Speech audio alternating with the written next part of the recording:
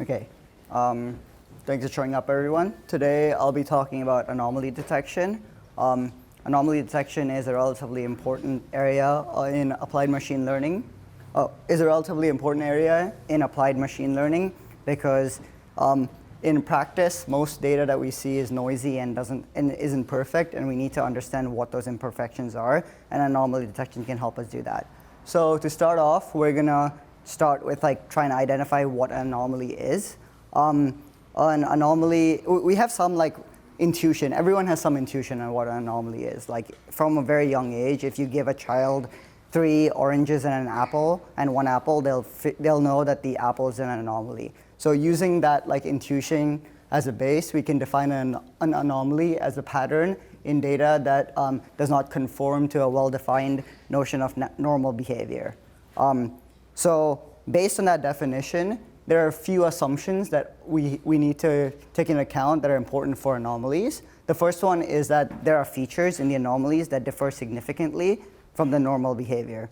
This makes sense. This follows directly from the definition. If you don't have anomalous features, then the data point isn't anomalous. The second point is actually subtle, but really important, is that anomalies are rare. If you have a lot of labeled examples as anomalies, you can just do classical supervised learning, and that'll work relatively well. So having access to rare data is actually really important.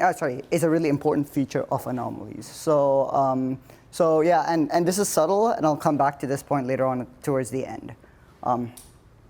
So there are 3 types of anomalies. The 3 types are point anomalies, context anomalies, and collective anomalies.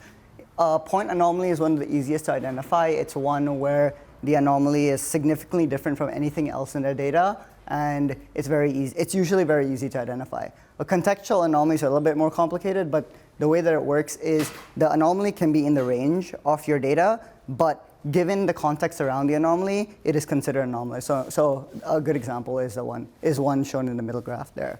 And the last is a collective anomaly. Here, if you have multiple features that correlate with each other, then if you have an anomaly that spans across the different features, that increases the anomaly score. So by itself, this anomaly might not actually be considered anomalous, but in tandem and with the other anomaly from the other feature, that's what makes it more anomalous. Yeah, so there's a lot of applications for anomaly detection. I've listed a few here. Some of the ones that we work on are anomaly detection data logs, fraud detection, and time series monitoring. So most anomaly detection algorithms have 4 steps associated with it. The first step, like any normal machine learning problem, is data acquisition and data cleaning. This can be as simple things like normalization. And once you have that data, then you go ahead and you analyze it. So you can use your favorite dimensionality reduction technique, PCA, t-SNE, UMAP, whatever your favorite one is, and use that to take a look at the data. Once you have an idea of what the data looks like, you can actually fit a model to that data. And ideally, you want a model that fits the data really well. So something that is tight. The tighter the model is, the better it will be in identifying anomalies. So there's a bunch of really common classic anomaly detection models, and of course, the deep anomaly models are the ones that you're all here for. The last step is evaluating these models. So you use classic supervised classification metrics to analyze these models and to see how good these models are. So, like I said, there are a bunch of different models you can use for anomaly detection. The one that I'm going to go and talk through is deep anomaly detection. And deep anomaly detection is generally based on conditional generative models, and those fall into 2 categories right now, at least, VAEs and GANs. There is a little bit of research on GAN anomaly detection, but primarily the literature focuses on VAEs as the basis for most anomaly detection. So for those of you who don't know what a VAE is, it's a relatively simple autoencoder model where you take as input something like that, where it's a triangle. You take it through a set of deeply connected layers, and you output vectors for the mean and log variance. That's the encoder model, and then the decoder model takes a reparameterized form of the mean and log variance vectors, and it passes it through some other deeply convoluted layers, and it tries to recreate the input image. The way you optimize this is you take the weights and you use classic gradient ascent methods, where you're trying to minimize the reconstruction error between the reconstructed image and the original image, and you are also regularizing based on a KL divergence to make sure that you're as tight as you can be to the data. So this fits like the idea that we want a really tight data, you want a tight model around your data set.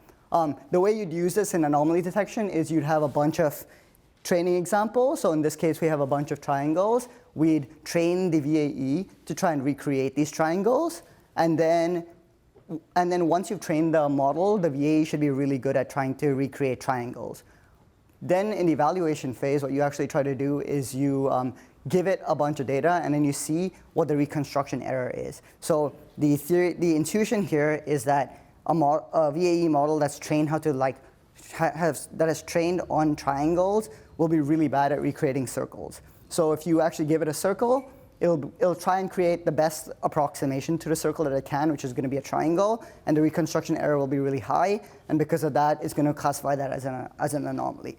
And that's basically how most like VAE-based anomaly detection is done. Of course, there's a lot of like variation there based on the type of data that you have, but yeah, that's the basic overview of how VAE-based detection is done.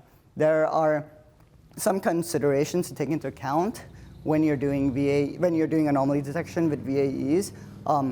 These are similar for most deep learning models, but these are very important in the case of anomaly detection, because in classic supervised learning, you have like both the positive and the negative cases, so it's easy to find a hyperplane that separates the two. But in anomaly detection, you only have one case. So you want to be as tight as you can. So you want the model to fit the data as well as it can. So if you have sequential data, you might use an RNN. If you have image data, you might use a CNN. Those are classic things. And then going back to that subtle point that I talked about earlier, if your data is, the rarity of the data is based on the dimensionality. So if you have a really high dimensional data space, like something like an image, then even if you have like hundreds of thousands of anomalous points, because of the curse of dimensionality, as you increase the dimension of your data, you're actually going to have not as much information in those like 100 or 200 data points that you might have. So you might be better off using anomaly detection, even though you might have like data points that are you may have a couple of labeled data points. But yeah, those are things to keep in mind. I don't know if my illustrations have convinced you that these are good. So I also have a small demo for you guys, where basically it's a really simple demo where we sample points from an S-curve, and here a picture is worth 1,000 words. The data manifold is an S shape, and you're sampling points with some noise around it. We then do PCA on it, and as you'd expect, you see the PCA as the S that you'd expect it to see.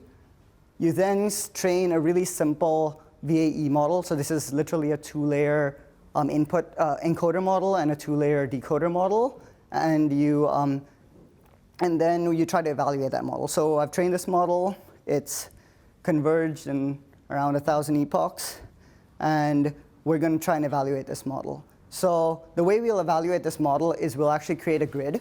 So this is a grid of like in a three-dimensional space, and we're going to try to see which one of these points are considered anomalous. And ideally, we'd want to see the points around the S-curve to be non-anomalous and all the other points to be anomalous.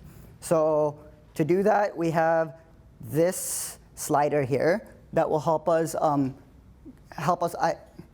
like scroll through the different like variations of this model. So basically what we have here is, as I increase the slider here, we're adding more and more points. So we start off with so this is a sorted list of those grid points that based on their reconstruction error. So these are the points that have the least reconstruction error. And as I slide to the right, you're going to see more and more points with higher reconstruction errors. And as you can see, towards the end, you get like a huge area around the center where all the points in like orange and the lighter colors would be considered anomalies, while the center would be considered non-anomalies. And like hopefully this convinces you that like the VAEs do as we'd expect, and if we actually were to use this model in practice, it would work. Of course, this is a toy data set, but we do use this in practice, and it works and has many applications, and it can be used across many areas. But yeah, I think that's it. Here's like a bibliography of like the stuff that I used to make this. But yeah, thank you.